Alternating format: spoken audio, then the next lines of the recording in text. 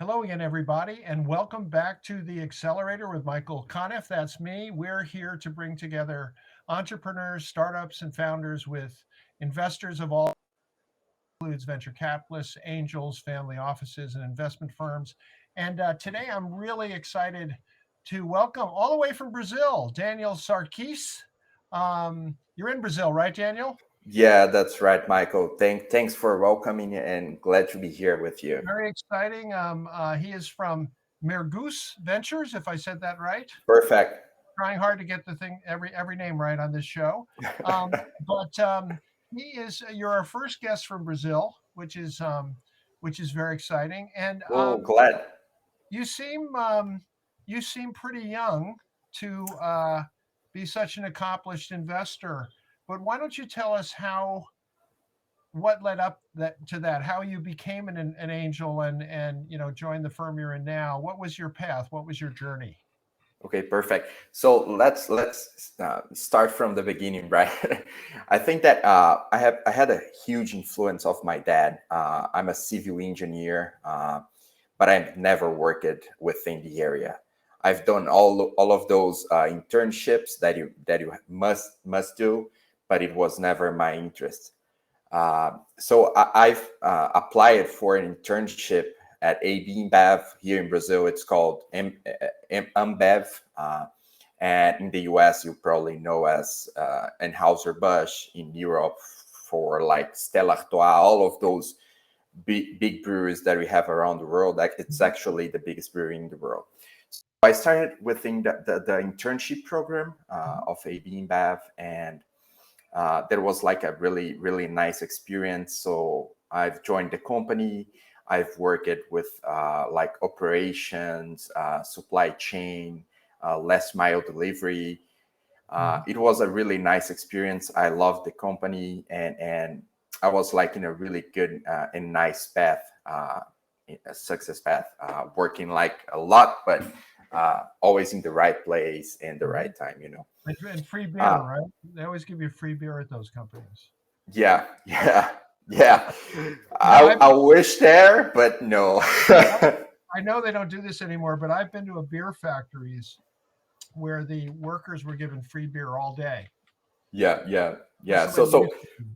yeah, once we are like in the factories, in the breweries, you can, like, if you are trying something, they also always offer you something like right from the tank. But uh, that was not like always. That was not Right, right. something. You're, not, Yeah, you're supposed to be sober in a beer company. that's it. That's it. But that was a really nice experience, and I had the opportunity to join. It was at the time Disruptive Growth Office. That was like an area in the company that everyone was trying to do something really disruptive within the industry. And after that it became ZX Ventures. So ZX Ventures is now like a huge venture that had funds all around the world, in Europe, in the US, for example, Goose Island in the US, Blue Point, and some like nice beers around the world. In Brazil, we have Vals, that is like the most laureate company, the beer company, like lots of companies. So I was one of the first chairs of planning over there, and it was a really nice. Well, it was part of Anheuser Busch essentially, but it was CX Ventures dabbling in all these different beers. So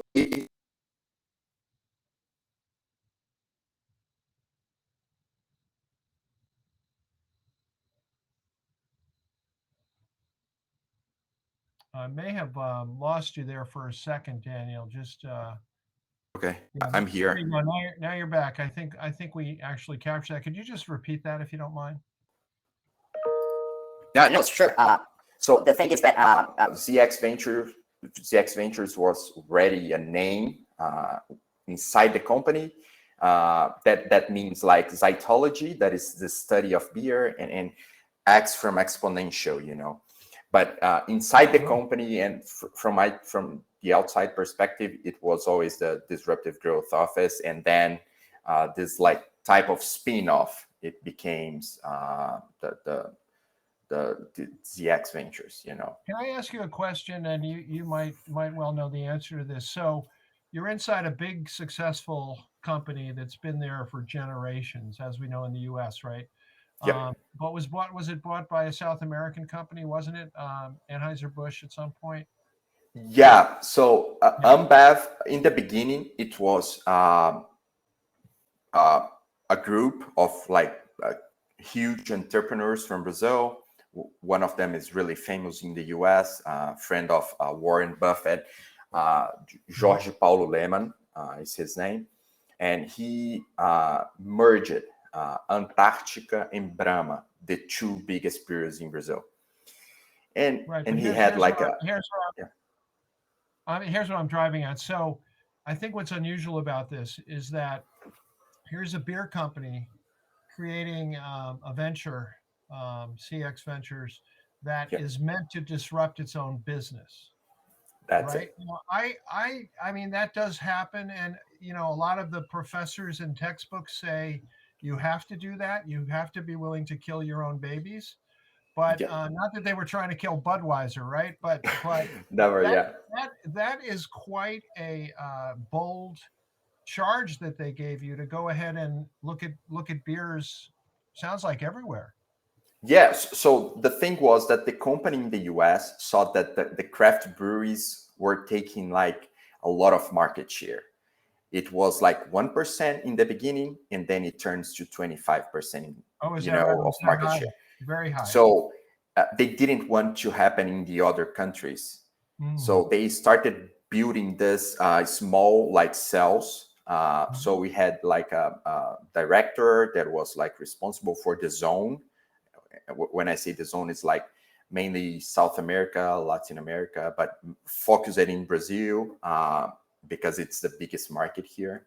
And like Europe had the same thing, and China, and like new flavors, new types of beers, new type of beverages, new types of making your own beer. Mm. So that's kind of they need to speed up things so they won't lose the market they lost in the US. Ah, I see. No, but I Yeah. think it really is to their credit that they would do something like that. So what did that lead to for you? So yeah, it was a perfect experience for me to have contact all over the world, to Mm. have meetings with the team in New York, London, Argentina, uh, even India, that we built like a service, like a center over there, like a business service center. And it was a really nice opportunity to work with supply chain planning, like helping like the marketing side, the sales side of the company of CX. It was like a small team, and Mhm. like foreign trade, all of regarding to that. And there was a point that my family called me back to help them. That was like I was breaking the link with the company. I had to leave. There was not I was not happy to do that because I was in love with the company. It wasn't being I had good friends over there. I was meeting like awesome people, really smart brains around the world, Mm. mainly in Brazil, but like having all of that experience. And I left the company, and that's where I started this path as an angel investor, and yeah. And then, but I'm a little. So you really liked where you were, so it must have taken a lot. Now, did you have a family office? Did your family have something set up like that? That's it. And that's why I left the company. So my branch of the family, I'm the only son. I don't have brothers and sisters, and I don't have cousins as first degree from a side of the family. Hmm. So there was really tough for the family to everyone was getting like older, needing to make a succession, and there was nothing like really structured. So I left the company to structure like a kind of family office, indeed. But I knew that was not going to be my, my last step. I don't like to like staying just focusing in real estate and conservative investments. Is that what you had So to do for your family? Is to keep it kind of close to the vest? that's it. That's it. Mhm. So I help at the building, like them building the structure of a family office, and it was like I was meant to do something else, and I have like on the other side of the family, I have five first degree cousins. So I called one of them, and he was at the time working at eBay in San Jose in California, like taking care of Latin America, an executive of many years. His wife was an MBA of Stanford. Over there in California, is like San Francisco is like a commodity, right? Everyone Yeah. has it, but it's a nice school, and they provide you like a great network. And I called him. I took a plane, and I went there to meet some entrepreneurs and see what was happening. Hmm. Yeah. Because you thought he could maybe succeed you. Yeah, yeah. So I went there. I talked to a lot of entrepreneurs, and I found a business at a time that was like growing at like a really great speed. That was the cannabis sector. So that was my Yeah. first. That was my first investment over From there. bear to pot. Yeah, that's it. So I went to, this is like all the addictions, right?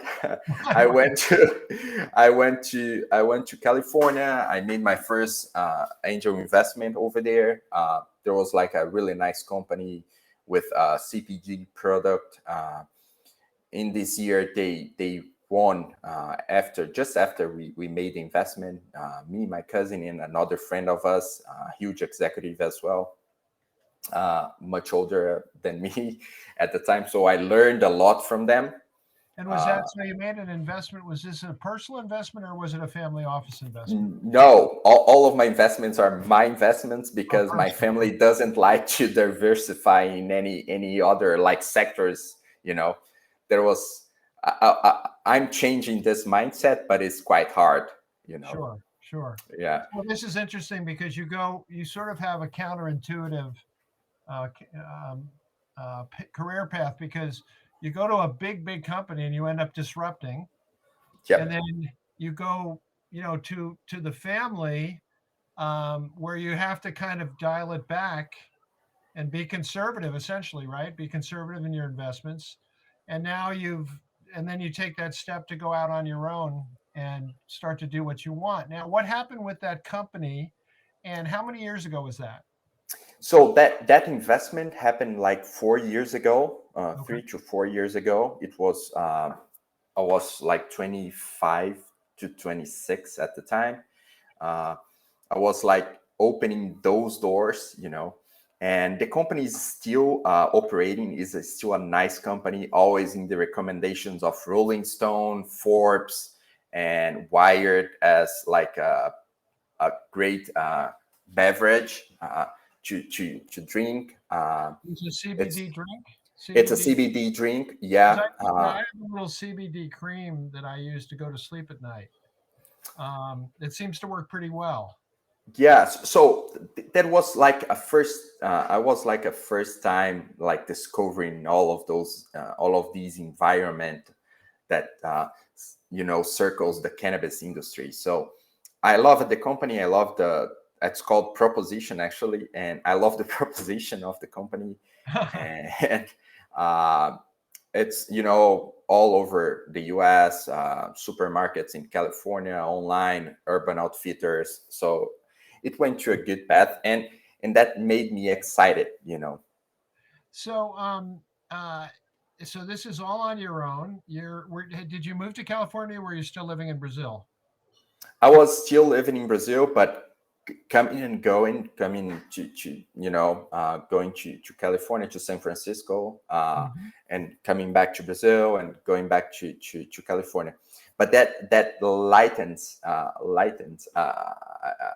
spark in me, and I was like, Europe has a lot to do. I have this dual citizenship, and I went to Europe. I flew to Europe to see the possibilities of bringing something like cool and something that would help to develop the sector over there. And where was your dual citizenship? The Italian citizenship. Yeah. Okay, so you've got some Italian in you. So what companies did that lead to? What was the result of that?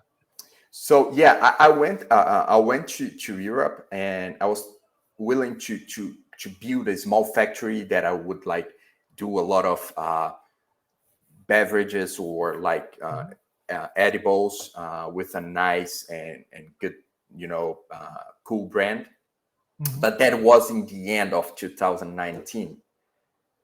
It was like I came back to Brazil with like talking to governments all over Europe, from Austria to Portugal, Luxembourg, Germany, France, and I got my business plan here. Everything was set up. So 2020, everyone knows what happened, and I decided to stay here in Brazil. And so, at what point did you hook up with Mergus Ventures? And did I say that right? Mergus Yeah. Ventures. And why did you do that? Because you were kind of on your own. You were probably pretty happy on your own.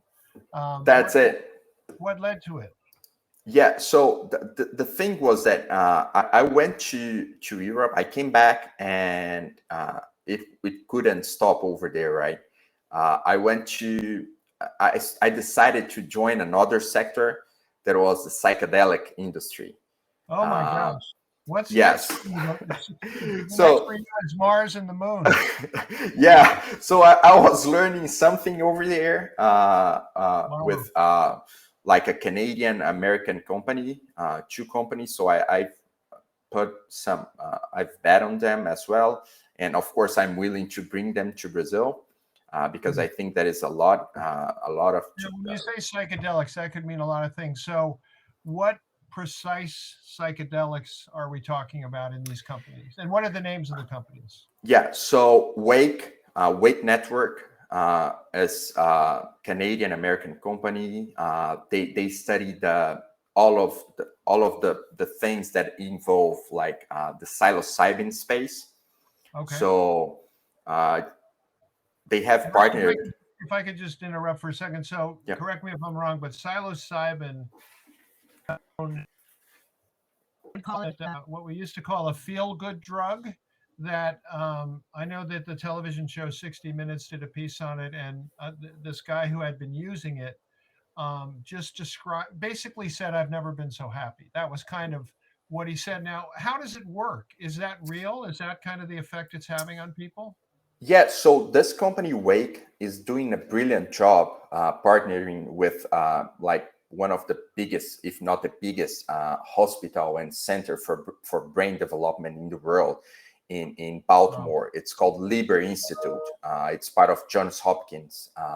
So it's huge, and they are studying a lot of things from like brain injury, like from NFL, NHL, NBA players that have all of those problems. The traumatic brain injury. The traumatic brain injury, and like depression, anxiety, all of those stuff.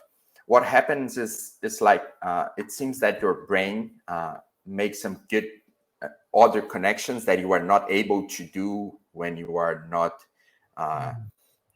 using it, the psychedelic drug. So Imperial College has lots of nice studies as well, and that's why I'm willing to bring them to Brazil to make a progress in their study and study the Brazilian population as well.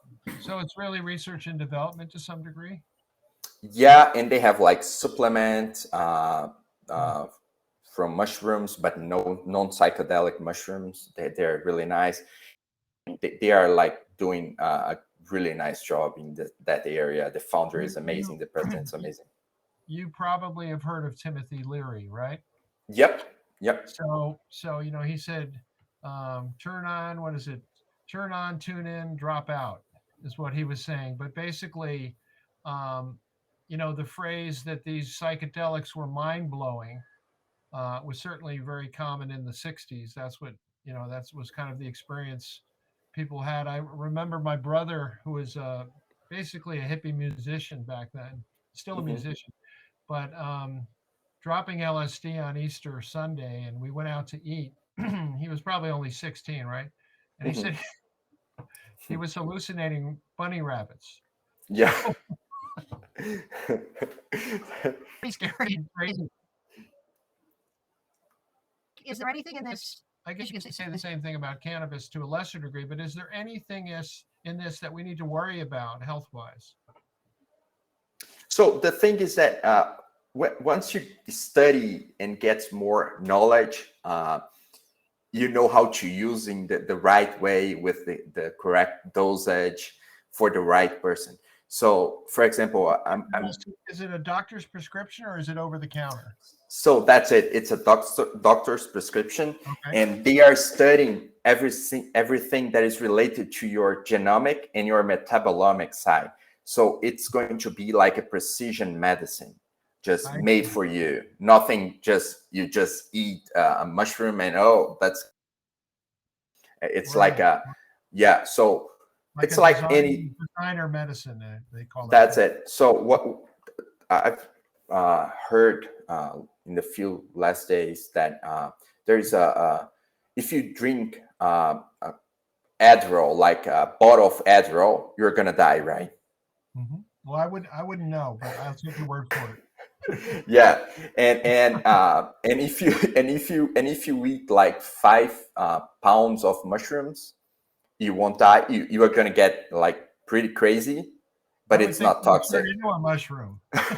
Yeah, so that's Well, not yeah, you that got to you got to do it the way the doctor tells you to do it, or you're going to have big problems. That's that's it. true of just about any drug, right? That's it. That's Right. it. And Okay. and then I made my last move, and this is Wake, and the other company is called Wella. That is like a microdosing, a Canadian and American company as well. Microdosing for recreational purposes, but it's allowed. It's being on Amazon, doing a great job as well. What's the Uh, active ingredient? so they use like mushrooms. Hmm. Mushrooms, kinds of lots of types of mushrooms in there, like gummy. So you eat it and you get more focused on what you're doing. You get the energy. So it's not a psychedelic. You are not going to get high or anything like get this mind blowing experience, but you're getting like a multivitamin. Like it's not the correct comparison, but this is like how it works. It's going to be And, good for you. are there any what are the dangers to it? Because when you hear something like that, I always think of the movie Limitless with Bradley Cooper, where Mhm. I don't know if you've seen that, but you should see you would enjoy this movie. He takes a pill and his powers of concentration just explode and he becomes a Like billionaire. limitless. Yeah, Limitless. That's what Yeah, I'm talking. Yeah, Limitless. yeah. So, what is there a danger in this drug? And does the drug have a name that we would recognize? No, it's like you can buy it on Amazon. This gun like pretty good for you. It From doesn't have Wella, from any your company. Guela, yeah. Yeah. Okay. Yeah, you can buy it. It's a gummy. It had lots of minerals on that, so you won't have any problem. It's like a gummy with vitamin. Right. Maybe I say with the wrong comparison, but vitamins. So, so you are into recreational substances. Yeah, but then I went to as I am in Brazil, I've invested in a clean beauty company, DNVB, direct to consumer, and now it's the biggest clean beauty company in the country, maybe in Latin America. What does it do? What is it? What does that mean? What does it do? Uh, Once you are using like a cream or like anything for to get your skin better, to improve the health of your skin, or like making up with anything, you have like uh, lots of bad substances and toxins. So this company actually was the first company in Latin America accelerated from Sephora, from Sephora in the US, in San Francisco. They do harmless formulas that will like do good for you, and you won't get like the bad things like the toxins. So So you have a lot. it's a facial skincare product line. Perfect. Yeah, yeah, And and tell us the name again of that. it's Care Natural Beauty. So Care Natural they're, Beauty. And yeah, it's where are they based? Are they in Brazil? You said, I think. they are in Brazil. They're based in São Paulo, but probably this or the next year they will be exporting. Like the founders, they are two girls, amazing, know everything about the market. The formulas are like perfect. It won't harm you. I'm a big fan of it as well. Is it organic? Do they only use plants and the like? That's it. Organic, toxin free, cruelty free, everything that Mhm. do good for the world. Oh, Yeah, that's great. That's great. yeah. So does that bring us up to date? Have we covered everything? Yeah, and that brings us to Mergus Ventures. Yeah. And so what's next for you? What's on your radar? What are you thinking about? So yeah, we founded All Mergus right, Ventures. let me put it this way. Where's the party? Yeah. Yeah. let's say maybe we can organize something in the US, but the thing is the thing is that Mergus, we are structuring our second fund. I've co-founded that with another three executives. Uh, One is from Vale. Vale is the biggest mining company in the world, have operations all over the world. Another executive from one of the biggest companies in Brazil that make constructions. Actually, they have built a lot of things in the US as well. And another former executive from AB InBev.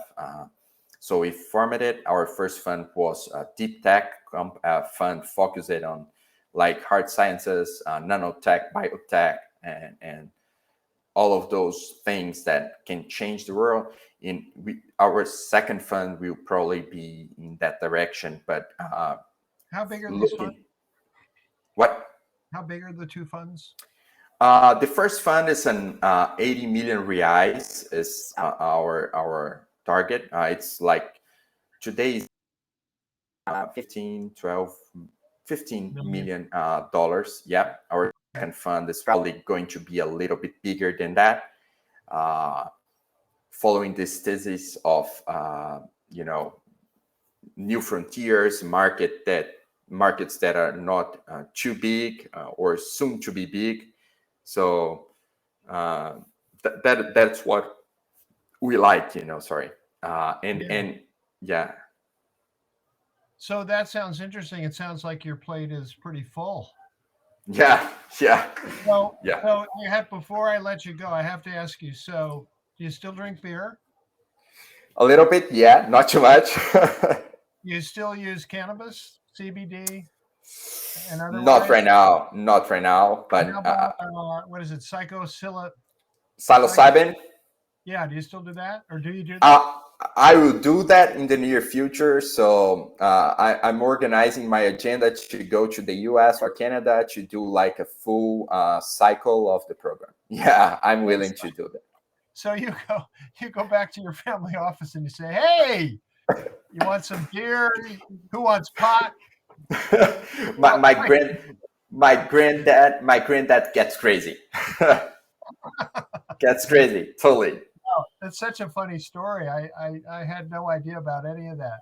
Well, Daniel, we met on, or I saw you. I think you were a judge on the unicorn pitches You're right. recently. Yeah. I think was it the impact pitches? Yeah. Yeah. Yeah. The environmental, ecological, earth friendly kind of stuff. But Perfect.